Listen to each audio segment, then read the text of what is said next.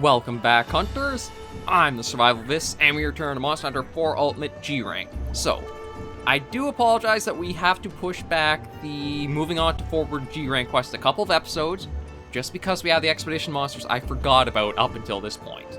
But in order to go after those guys, I'm going to actually change up our loadout again to... Let me go to the house and change it out. I'm going to go back to the light bowgun, because this is actually going to be, I think, a good set to use for what I have to go after, at least for this first episode. Let me also just move this around a bit, because that's a pretty good ice attack talisman to have, or charm, or whatever they're called in this generation. So I'm thinking of going for the Najarala stuff. And let me see. I think I want that because of the reload speed to it. And I'm trying to think of, I think the Precision Puska is the best one I want, or is it the Maelstrom Plus? Let me see. That does give freeze, but I don't think I need freeze this episode. I think I could use the water and the slicing more so. Yeah, so I've got everything there. I just need to take some more wet fish with me in order to make more water in case I'll need. And what am I looking at for skills right now? Okay, I do need a little bit more water attack. But I don't think that'll be hard to do. Actually, hang on. I do have a water attack. Yeah, water attack +6 and the recoil +2. Okay, so I just could use maybe a little bit more reload speed, which shouldn't be too bad to slot in. And we should be set. And then how much more do I have? Because I could do a quick load there too. And then one there.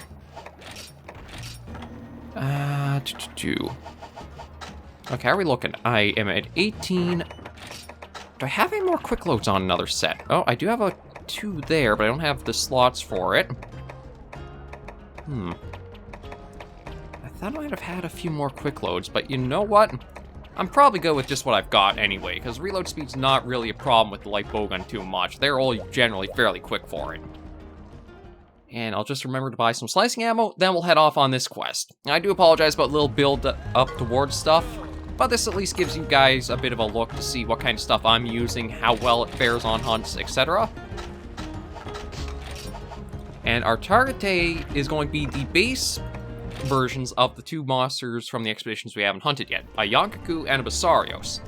And luck actually gave me a guild quest that had both in the same hunt. So that should make this go pretty quickly and easily for us. There they are. 1 Basarios, 1 Yian Kut-ku. And the next episode, I'm going to try to squeeze in the blue Yian Kut-ku and the ruby Basarios into a single episode, so that way it should go pretty quick and well for us. And then at the end of that, we have the finally reached urgent quest to go into the next rank, G-Rank, to go after a Seregios, or Sergios. His little nickname to give him a bit something fancy. I guess to his friends he's Steve, formerly he's Sergios, and he's actually Seregios. Okay. Yeah, I'm not expecting this hunt to take too long. With the light bowgun having its rapid fire capability that it has, the water attack +3 we've got charmed in, and the fact that both these monsters are... I don't know if Yian Kut-ku is super weak to water. I know it does have a weakness to it. I know Basarios is absolute mush when you use a water weapon on it. It's kind of silly just how easily you can take it down. But I figured, because I did the bow last week, let's keep changing up a little bit and try using another weapon type. And probably the weapon I'll be using in Sunbreak, the light bowgun. Like, I still haven't quite figured out what the heavy bowgun's supposed to exactly play like. It still feels like a weird amalgamation of weapons that just doesn't kind of work. At least I don't know how it works together quite yet. Yeah. Okay, you wanna shut up? Thank you. And you know what? I'll snag the shiny because I can. Basarios is a very easy to hunt monster.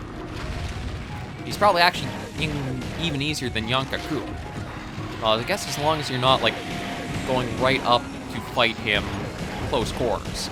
Blade Masters might have a bit of a hard time, but that's because you're basically trying to break a rock with a sword. it doesn't really work that well. And there's the free quick reload. And there he comes rushing in.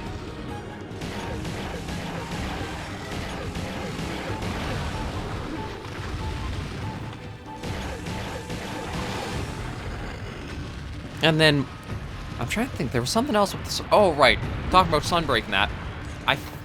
I know we got the reveal of, like, Magma Almudron coming in, but there was actually a post on the Monster Hunter subreddit that actually made me think we are still due for potentially having Gravios show up.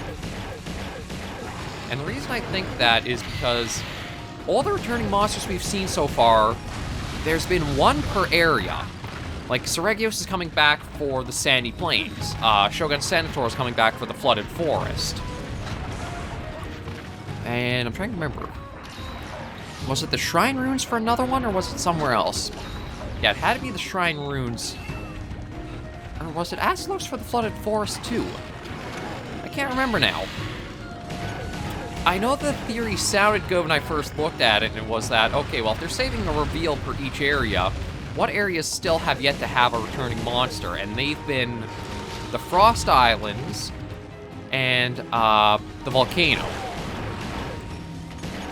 So I was trying to think of what monsters still to go. I still don't feel like we'll see Ignactor, because it really does feel like his chance has come and gone with the, with Magma Almudron. Both because it is just another Fire Leviathan, but also because it kind of feels like Ignactor would be about the same power level, per se, as Magma Almudron. So Frost Islands, I do think Samchios might still be coming back. It still feels kind of weird that the only amphibian we have, despite the skeleton being present, is Tetranodon. And who knows, we might actually still have a Tetranodon subspecies to come in, too.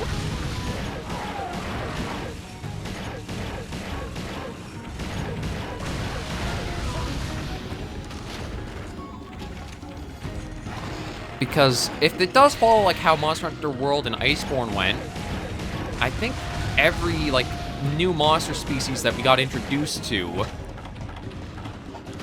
we also got a subspecies for it in Iceborne. Like Toby Kodachi, we got Viper Toby. I don't... Actually, we might even have Viper come back. It's hard to say. But then we had Anjanath and Vulgar Anjanath. There was Palumo and Nightshade. And, what's the third I'm trying to think of here? Oh, Odogaron and Ebony Odogaron. It seemed like every new monster that got introduced in World got a subspecies in the expansion of Iceborne, so it could be that we'll follow that trend with Rise, too. So we'll get subspecies for, well, we know Bishotans, Acnosom, Tetranodon. We know Somnicanth has gotten.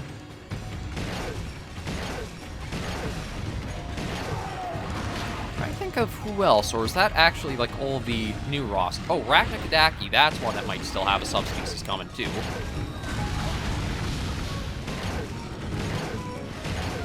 I kind of forget Rachna, because she is just a high-rank only hunt for Rise, and after you've kind of taken care of her, she does have the spread-up gear, but it kind of falls into one problem I have with Monster Hunter in general, is where they don't always give you weapons. Like, if a weapon has more risk in using it, it should be more damaging or have, like, higher damage output than others, but that kind of hasn't been following through with Monster Hunter in a way. Like, that trend, I think, started back with the Greatsword and the Hammer having the charged-up slash, a bit slower to charge the Hammer's attacks. But then you look at what Rise has done, and it kind of feels like they've just made everything a little too fluid a movement now. Okay, I'm going to save the rest of my water shots for Yian Kut-ku. And Yian Kut-ku actually has a bit of a troll move that it gets in G-Rank. I'm surprised I never realized. But it goes to show I haven't actually hunted it in 4 Ultimate G-Rank. You know what? Let's work at some Pierce shots. See if we can break the back on him.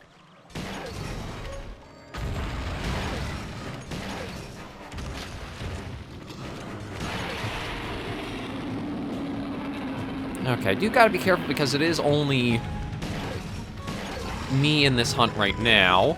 The two cats are out of commission for the time being. But again, Basarios, big, slow guy. Shouldn't be too hard for us to deal with. But anyway, so as I was talking for like risk and weapon-wise, I feel like the pierce shots, ow, that hurt a lot.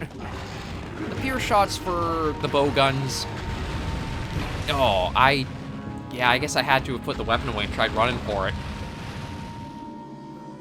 I feel like Pierce does too much high, reliable damage, considering the fact that you can stay further out of range and get attacks in without much issue. I feel like it should be more so, spread shot is your most damaging and powerful because you do have to be close range for it to actually get most hits in. But I don't know if we'll see balance changes for stuff like that come with Sunbreak or not.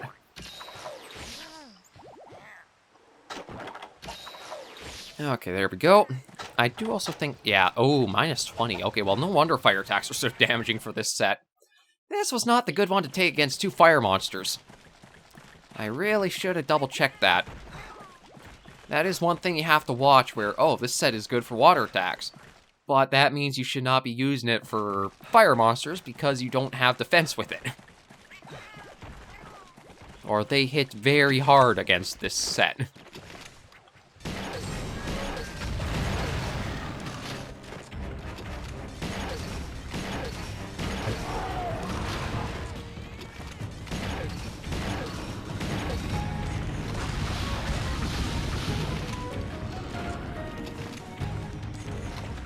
Yeah, another thing I gotta get into is, because the light bowgun sheaths so quickly, it's actually not a bad idea to just bring out, do your shots, put away. Oh. Oh, I was that close and he still carded me. I was going to say, because the light bowgun is so quick to sheath, it's almost good for, like, burst attacks more so than keeping it out for the entire hunt. Like, get your shots in, put it away, run to reposition, draw and reload same action, because that is one thing where the reload speed benefit comes in super handy with, and just go through like that with it. Now, if I was Yian Kut-ku, I feel like it'd be spawning back where we found Basarios. I might be mistaken, and it might actually still be in the hunt right now. We just haven't encountered it yet. But we'll go and see.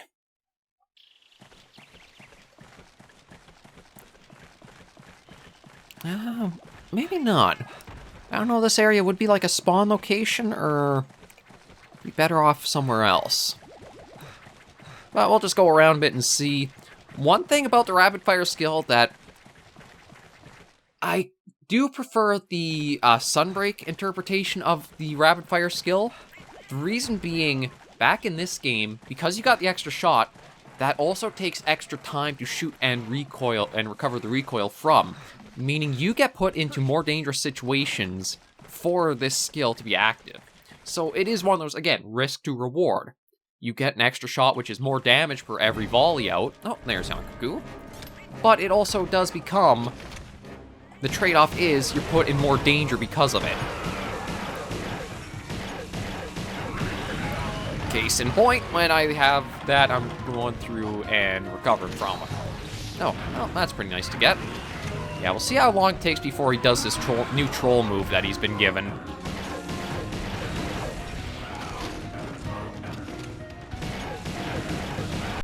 There it is. Yeah, so he actually picks up conchus from the dirt and chucks them at you. And the conchus actually stay active through the fight.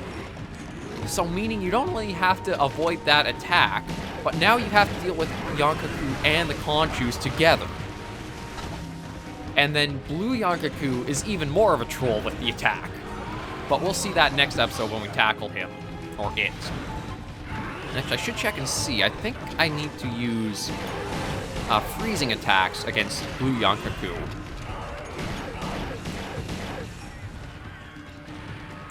Oh, thanks. That is a great opening for these shots to go in.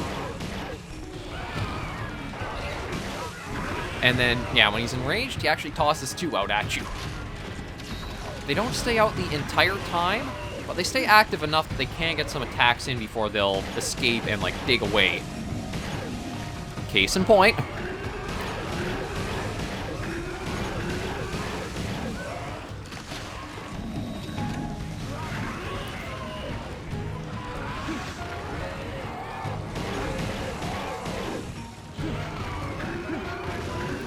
I gotta be very careful of fire attacks.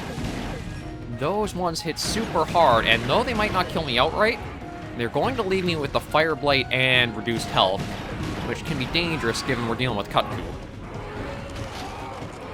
Because in G-Rank, he's not as much of a, like, goofy show as he is in the previous ranks, and he's super easy. He's got a pretty major speed buff, and can cover ground pretty quickly. And then you have these guys also adding to the frustration. Yeah, see, I really gotta be careful about the extended volley for rapid fire.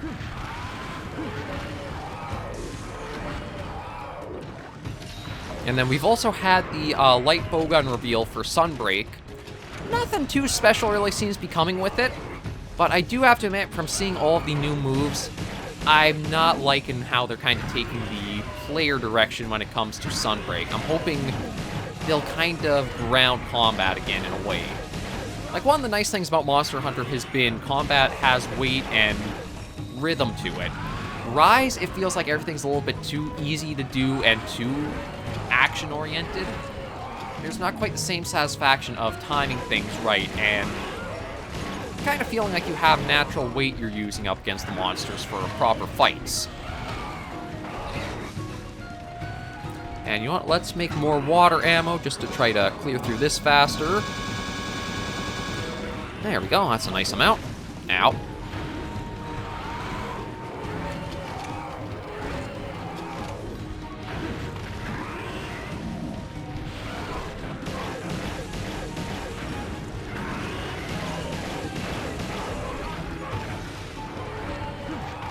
So I'm hoping next Monster Hunter is a little bit more grounded for attacks. Like, I think Monster Hunter World, base world, definitely still had the peak of Monster Hunter combat.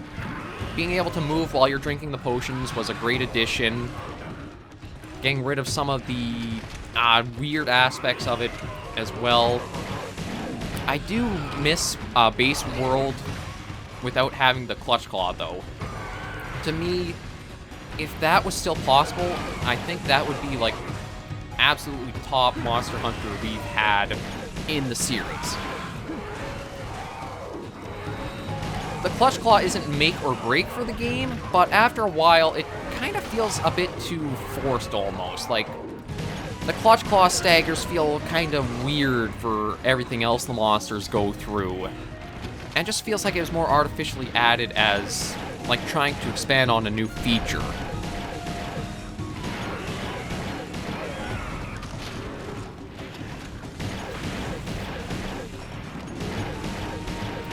Okay, so that's flying off. You know, let me get that little bit of healing item, just so I can save the first aid pluses. There we go. And let's see if we can finish off Kut-ku pretty quick. The biggest thing is just trying to get these headshots, but not putting myself in a position of danger to be stuck in a recoil animation. And I'm probably going to try fighting him down here, because there's just so much more room. Yeah, he's going to go running. There's a leap.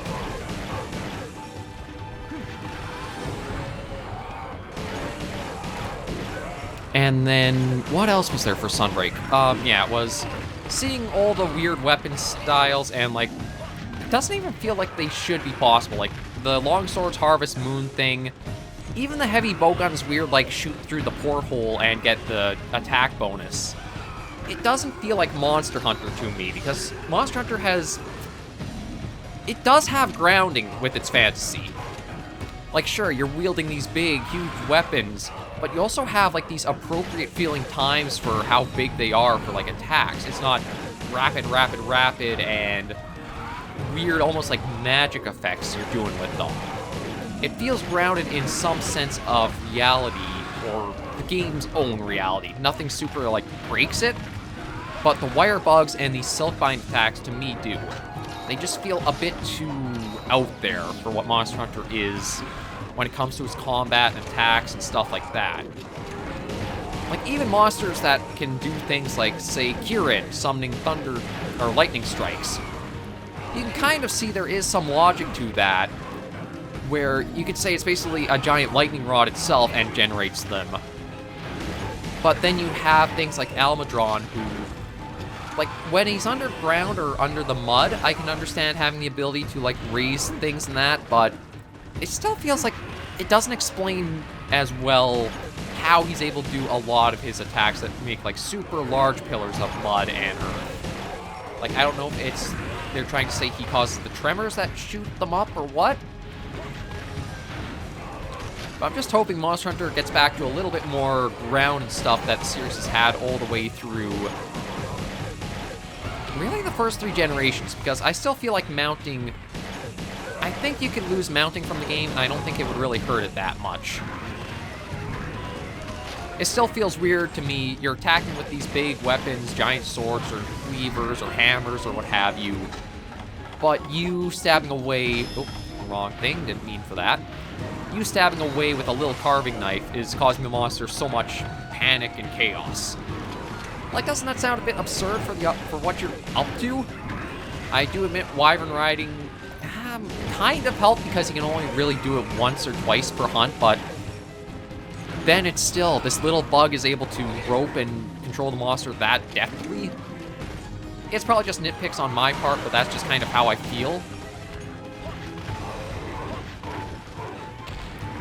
I think if they did want to bring the wire bugs back, they should treat them more like how, say, the Slinger kind of has been for World. Like, I don't know if I'll have the time this episode go into my thinking for what you could do as, like, the next add-on systems for what Monster Hunter 6 or the next main Monster Hunter big entry is. But it's almost like having a personal choice sidearm or side tool.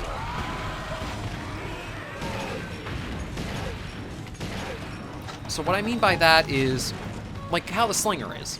So that's a ranged sidearm, but then have one for different categories. So the Slinger is meant for ranged utility, or just utility in general.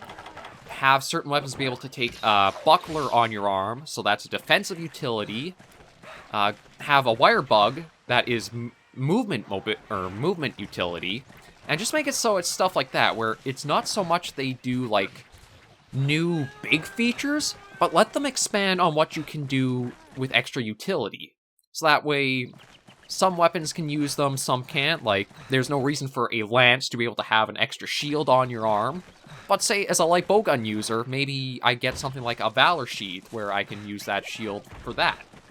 But there's no reason for me to have a Slinger as a light bowgunner. Or say if you're a greatsword user, you can use a wire bug or little grapple thing to get in the air in heavy punishing hits like that, or even using that to jump over attacks. I'd probably have to try and make a video to really explain what my thinking would be for it. I kind of feel like modular weapon tools might be a good thing to have as, like, the next Monster Hunter side feature. Because it does seem like every entry of the game tries to have something a bit new. World was the Slingers, Rise has been the wire bugs, 4 Ultimate was aerial stuff, 3rd Gen was underwater. So I feel like we're definitely going to get something new come the next Monster Hunter. It's just no idea what.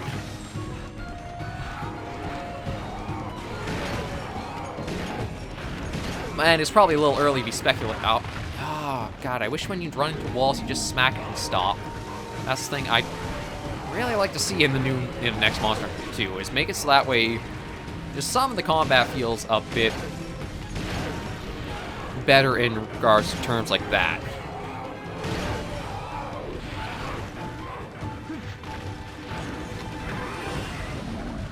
I thought I'd get punished, but I didn't. Okay, no, I got punished. Okay, go after one. Okay, you don't do that. Do that, give me an opening. Yeah, there we go. We just gotta pump enough shots in to put him down, and with him this weak, I'm kind of tempted to try the slicing rapid fire, but I don't... Usually slicing... There we go. Hasn't been a very strong shot up until... Where are we at? Rise. I know when World first came out, it was powerful enough to actually be a competitive shot type. But then Iceborne, I think they nerfed it down, or... No, they even nerfed it in base Monster Hunter World because it was too good.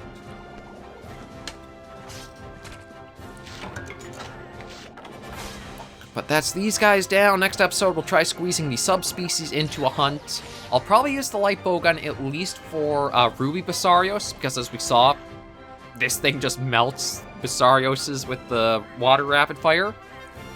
But yeah, I mean, I've got some Monster Hunter theories I'd love to go into deeper videos on. It's just trying to figure out the best timing to release things like that, and how good are my editing skills to put together a cohesive and nice video discussing it.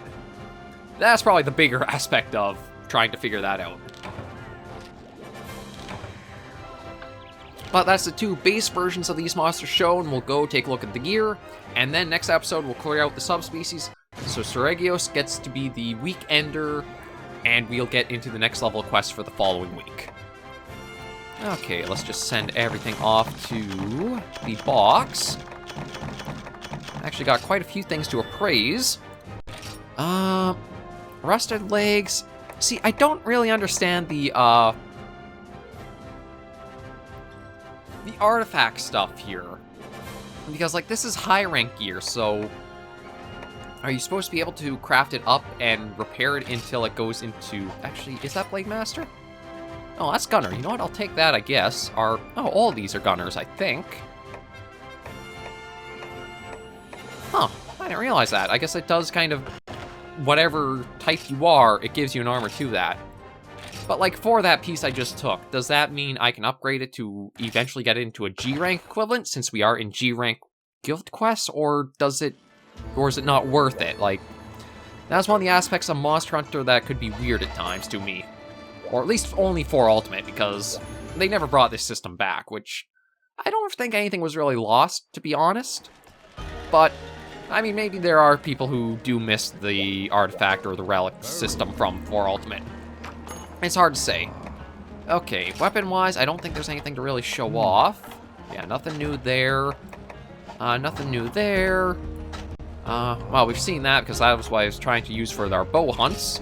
So let's get into the armors. So, let's see. Basarios.